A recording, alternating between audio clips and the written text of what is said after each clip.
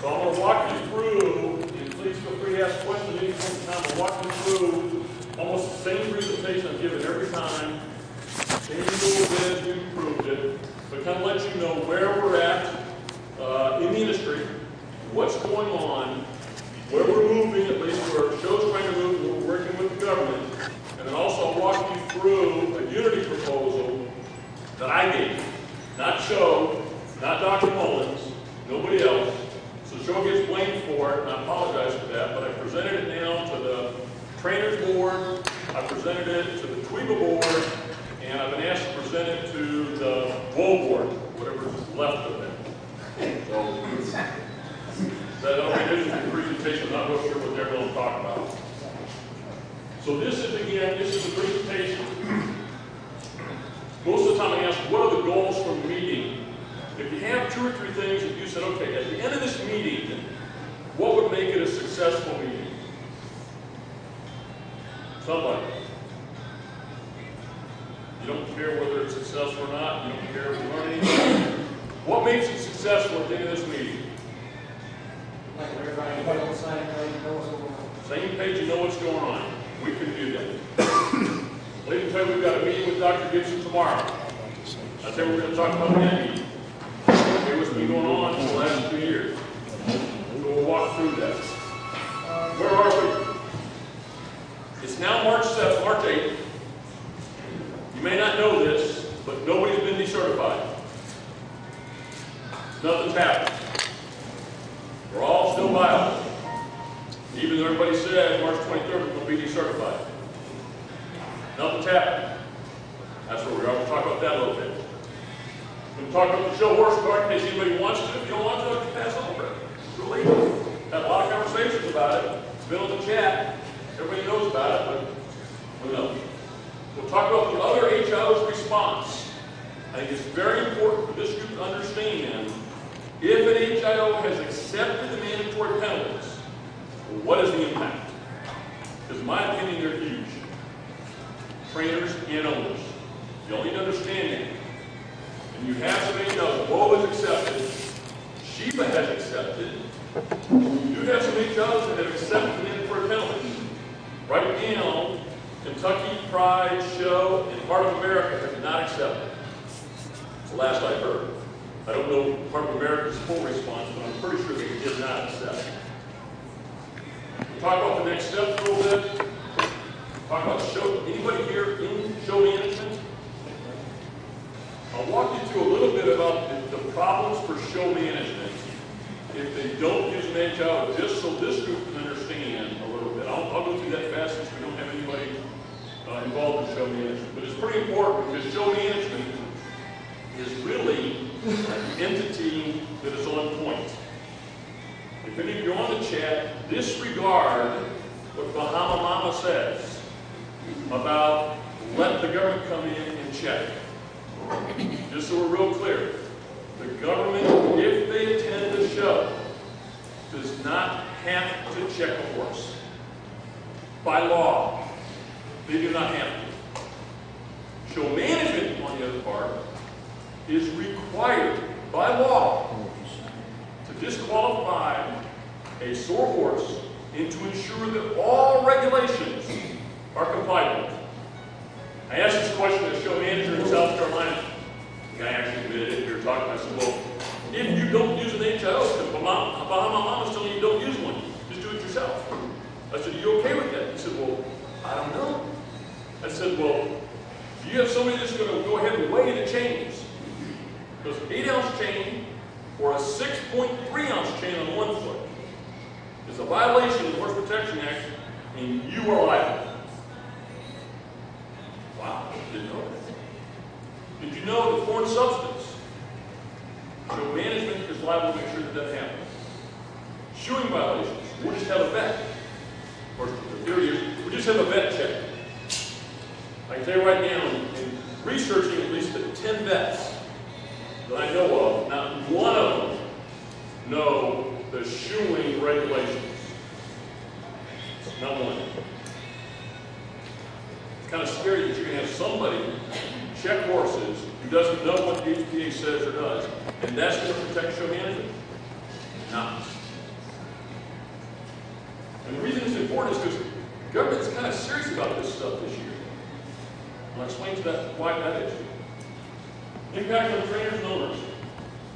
You as trainers and you as owners need to understand the impact of what's happening in the industry right now.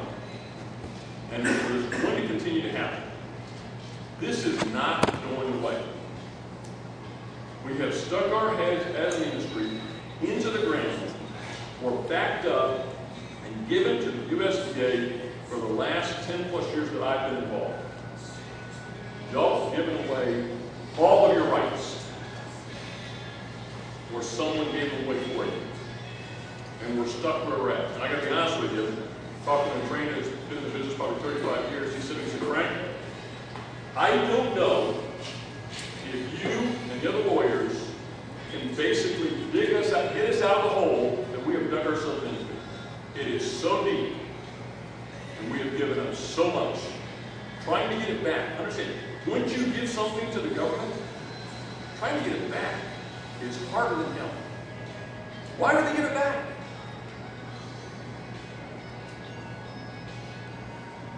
We'll talk about that. We'll talk about community proposal for one. I think it's actually brilliant. I do think it's brilliant. I also think it's something this industry needs. I don't want to push it. Show's not going to manage it. Celebration's not going to manage it. I would love to have an association for free. Take it. I will tell you exactly what I told them. Tell you exactly what I told them. You can ask me exactly what I told the trainers. The trainers, y'all have basically given up, and y'all need to get back involved. Unity will not happen without the training. We hear talk all day long. We say, oh, well, they're great. Owners, oh, they're great. People say, we got 90,400 members, we should have more votes. Trainers say, owners say, we've got all the damn money, we should have more votes. Last time I checked, not one horse goes in the ring, except the amateur trainers. Not one horse goes in the ring unless there's trainers involved. Not one.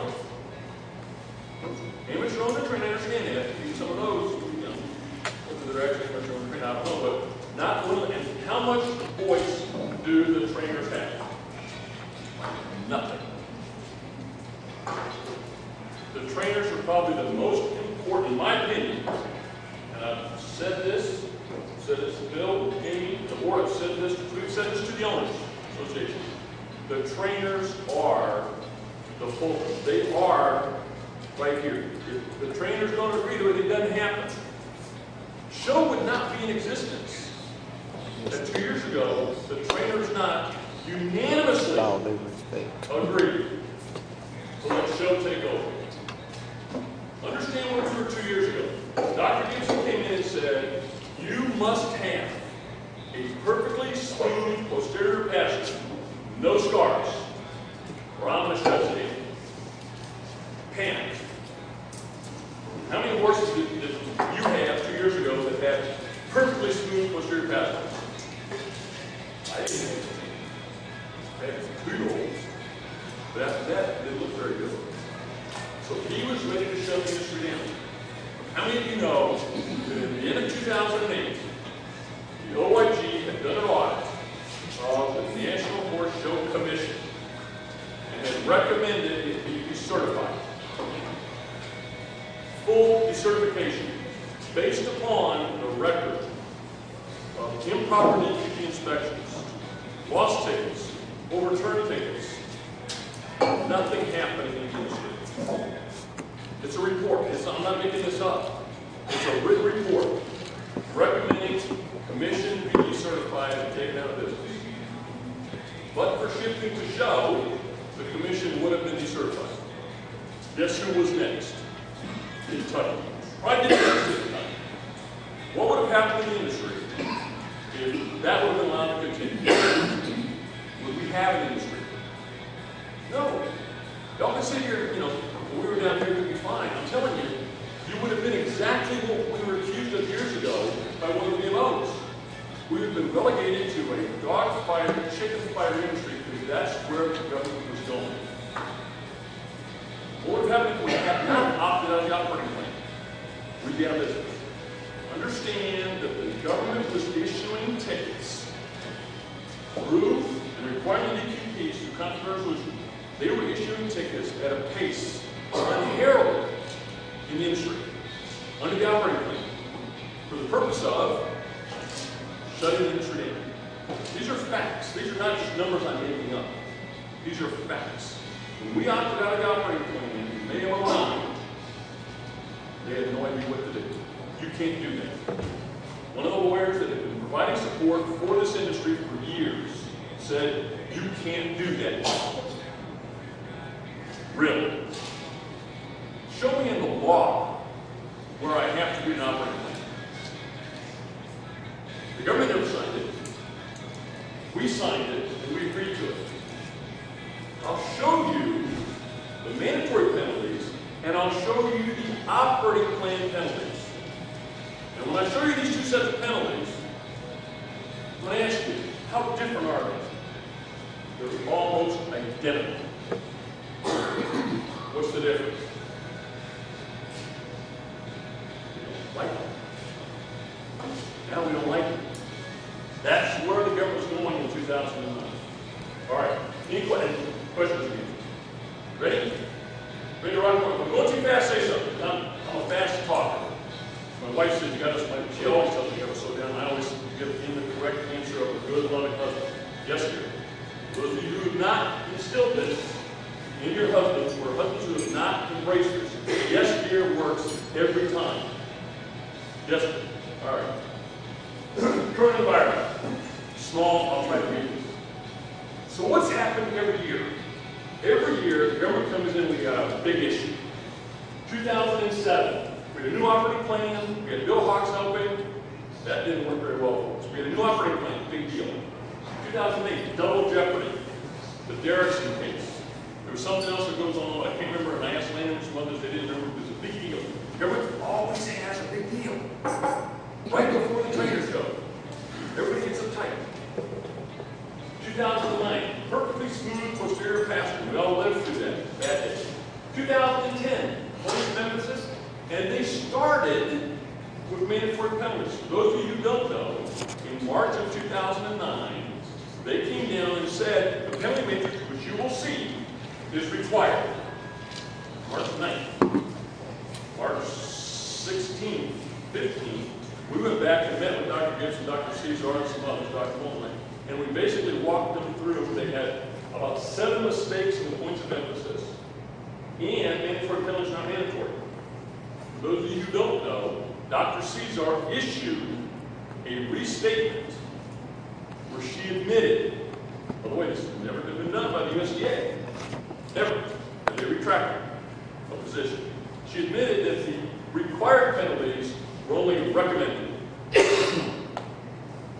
Interesting. OIG audit comes out in 2010.